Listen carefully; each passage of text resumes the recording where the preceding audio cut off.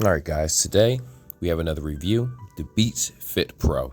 Now, you could find these normally at $199, but I happen to go to a pawn shop, got them for $100, and figured why not do a review on them, seeing how I did a review a while ago and revisited the Beats Studio Buds. So with that being said, let's hop right into this review. Let's not waste any time. Not even going to worry about what comes inside the box. We're just going to talk about some specifications and is this worth purchasing for the asking price.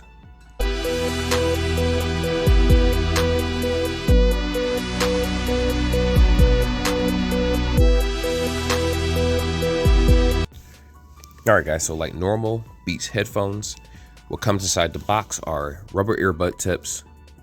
All you have is the actual headset itself, which is right here. I already took it out. You do have the earbud tips, rubber tips right here, as you can see. And then it comes with the actual USB-C, which I already took out long ago. So with that being said, that's the only thing that really comes with it. Of course, it has its books and things like that, but I don't concern myself with that because the applications itself, like when you download the Beats app, it actually gives you a tutorial of how to use the headset. So I don't think the books are really necessary. Now, if we're talking about the actual headset itself, this is how it looks. Let me be the first to say, we are going to talk some specs in the next section, but this does not have wireless charging for those that are wondering. Why it doesn't have it is beyond me. You would think something that came out in, what did this come out, 2021 or 2022? I forget which year this came out, but it came out late enough where it should have definitely had better specifications in terms of wireless charging, and it does have fast charging, things like that, similar to the last pair, which is the Beats Studio Buds. But the case is a little fat. You know, this looks more traditionally like the Power Beats case. I figured they probably wanted to do something a little bit different to make it stand out, because everything, after all, does look, for the most part, exactly like all earbuds lately becoming in the same cases of different brands. So they wanted to branch out and be a little bit different. So if we're looking at the actual headset itself, this is how it looks right here. As you can see, has the wingtip, which is non-removable. Sorry, guys. If you don't like wingtips, this isn't for you. What I will say is that it does a very good job of placing the earbud directly in the ear and holding it in place. I ride bikes, did a cartwheel at home just to try it out, ride my scooter to work. You know, even with all the bumps that I'm on, these didn't move at all. So they are very, very secure, but just be careful of where you put this in your ear, because depending on your earlobe shape, this can stab it over time and cause swelling or just pain in general. And most people ignore the warning signs. So please be aware of that. But these do have a lot of features. You know, I'm not even sure, honestly, what more to say about just the look of it. It's just a nice looking headset. And then when you pop it back inside the case, as you can see, it goes back inside with no problem. Here's your home button, not home button.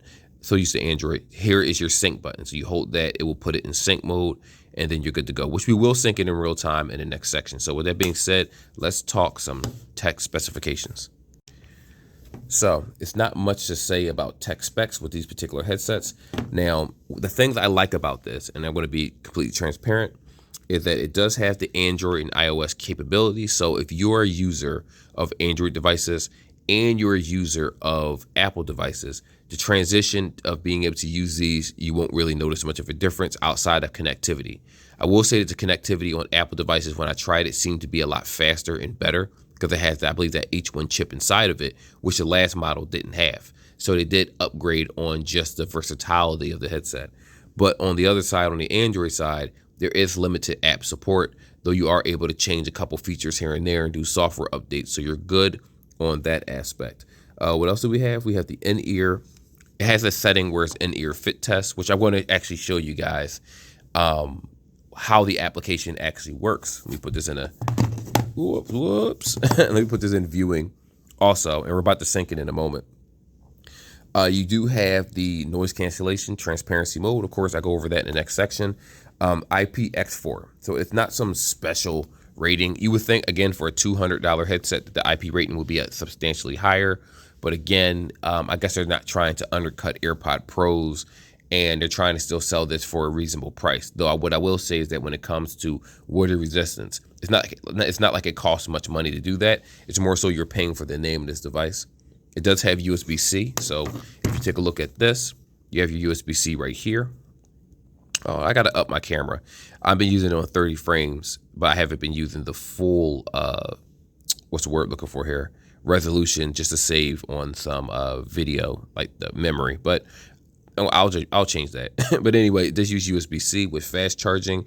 I forget the exact speeds of the fast charging. I want to say it has about 10 minutes, 2 hours of listening time. I could be wrong, but it's close to that. So it does have fast charging. Now you are getting, I think it was about 7 or 8 hours or so in the headset without ANC on. With ANC on, you're getting 6 hours total in the headset, and then 18 in the case, which gives you a total of 24 hours. So the battery life, again, for this and the Beats Studio Buds, it's very, very similar. It's not that much of a difference. As a matter of fact, you can see the battery life right here. As you can see, 18 in the case, 6 in the headset. That's with ANC. Now, it's a little bit longer without it, so just kind of be aware of that. But personally, I'm an ANC user. I mainly use these strictly when I was running and jogging and things like that, and it seemed to be fine. But when it came to everyday use, just popping your ear real fast, you do have to kind of adjust it in your ear from time to time for it to get it working properly. Now, again, the con so far has been the price for this. The ANC is a little ugh, in my opinion, but we're going to talk about that soon. And the case is kind of big, but, you know, it's not the worst thing in the world. So what we're going to do now is I want to go ahead and show you guys how to go through the syncing process. I'm going to bring the phone into view. I'm going to go ahead and get this into the Bluetooth setting. Actually, I'm going to wait for a moment. I'm going to put this in sync first. Hold that button.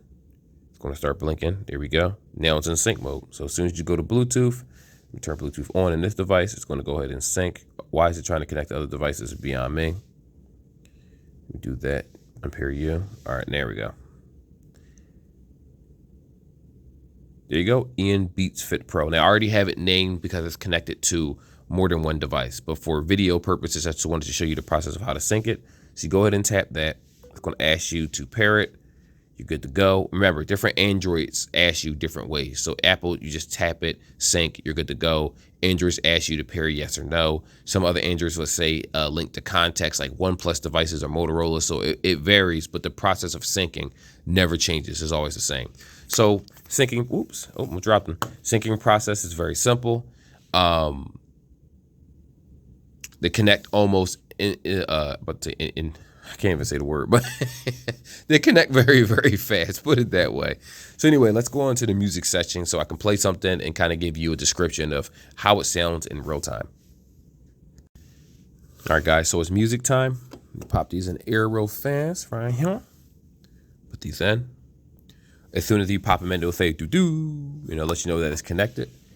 Automatically for me, I have it set where as soon as I put both in, active noise cancellation mode does pop on right away, but you can change that in the settings if you want to leave it off, depending on if you don't like the pressure of active noise cancellation. You'll understand. If you ever used it before, it's like this light pressure in your ears, whereas it's suction noise, where it sucks out outside noise so that you can't hear anything. There's a whole technology behind it. I'm not a technician, but you get it if you try it.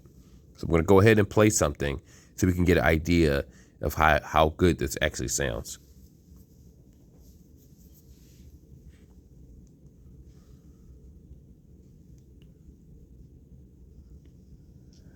All right.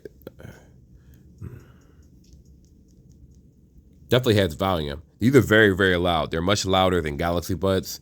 All the models, to be honest with you. The Lives, the Buds 2s, and the Buds Pros. These are definitely louder. I like the bass. It sounds good. Actually, to be honest, it sounds almost identical to the Beats Studio Buds, to be honest, if you watch my last review. But how do I describe it? I feel like the headset doesn't necessarily go deeper into the ear canal versus the other pair. But again, the bass sounds fine.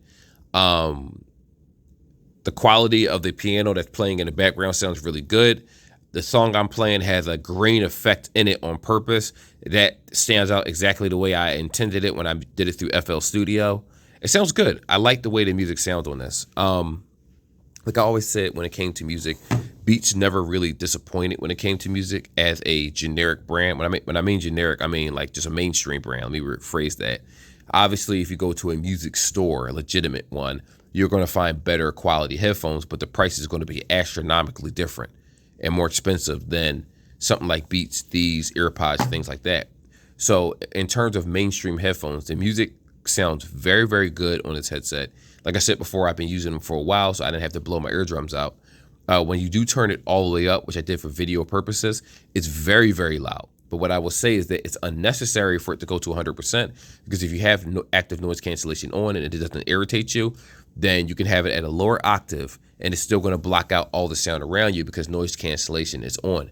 And as a matter of fact, there's times where I just leave them in my ear, don't play anything, just so I can hear less background noise in general, and it's more peaceful my ride to work. I don't have to worry about dogs barking, different things. It just blocks out a lot of light noise. It's not as heavy as AirPod Pros in terms of noise cancellation, and I will compare it to that product because this is a Apple product technically, so it doesn't beat them out. But what I will say is, again, for the price tag, I would say $149 should have been the asking price for these, and the other one should have been about $99. But, you know, it is what it is. People are going to buy what they want regardless, but you are going to get quality music. Now, again, it doesn't focus on, what can I compare it to?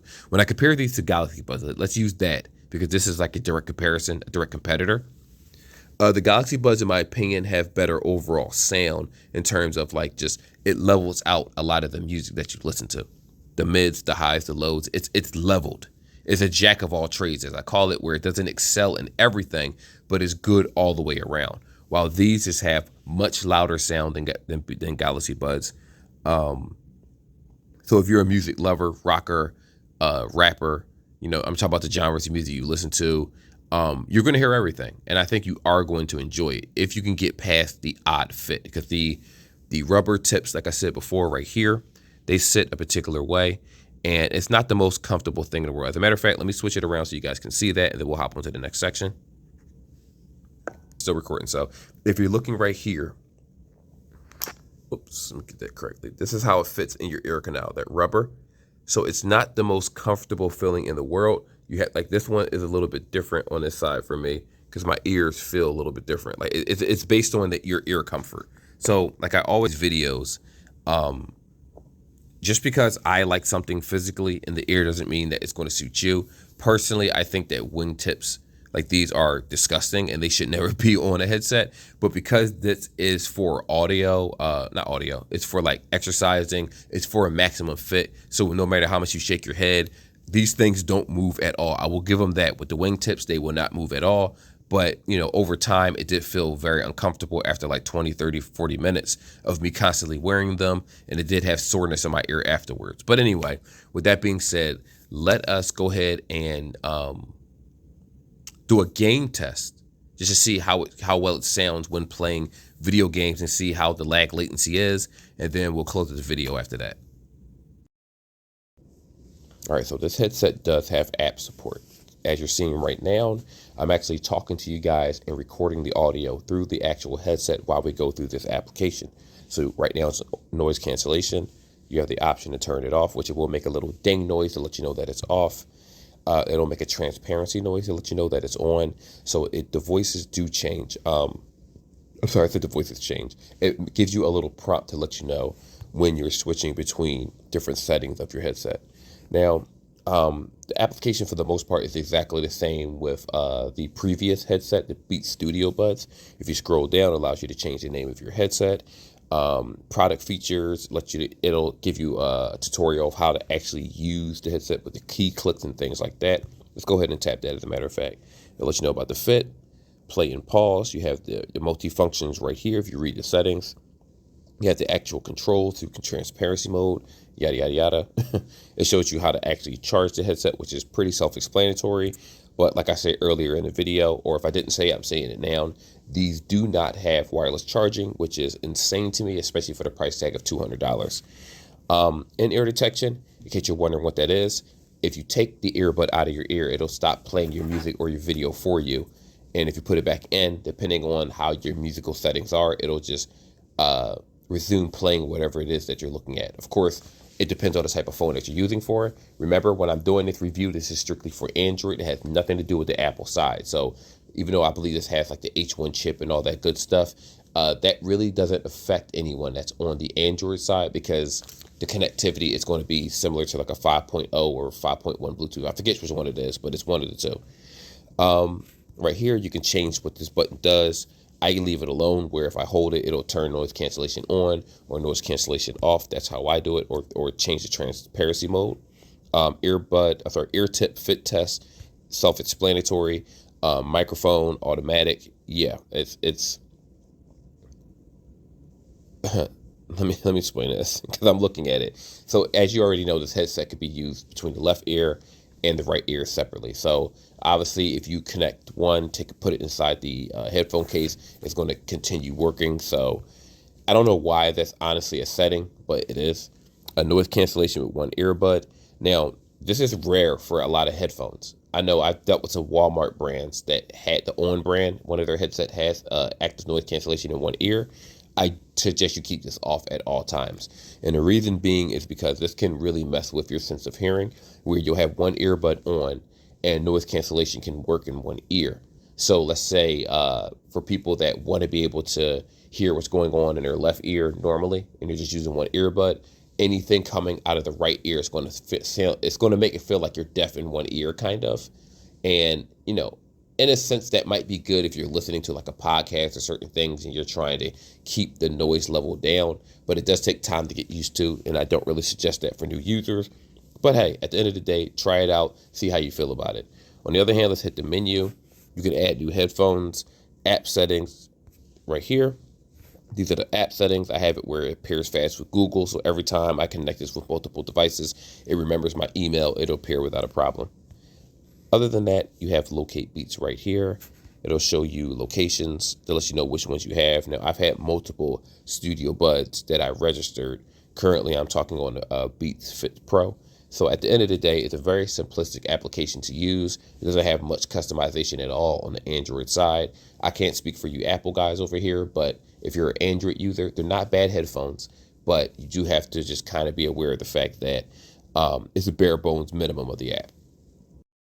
So this right here is a little recording, just basically showing you, oh wow, I'm getting murdered. I just came into the game.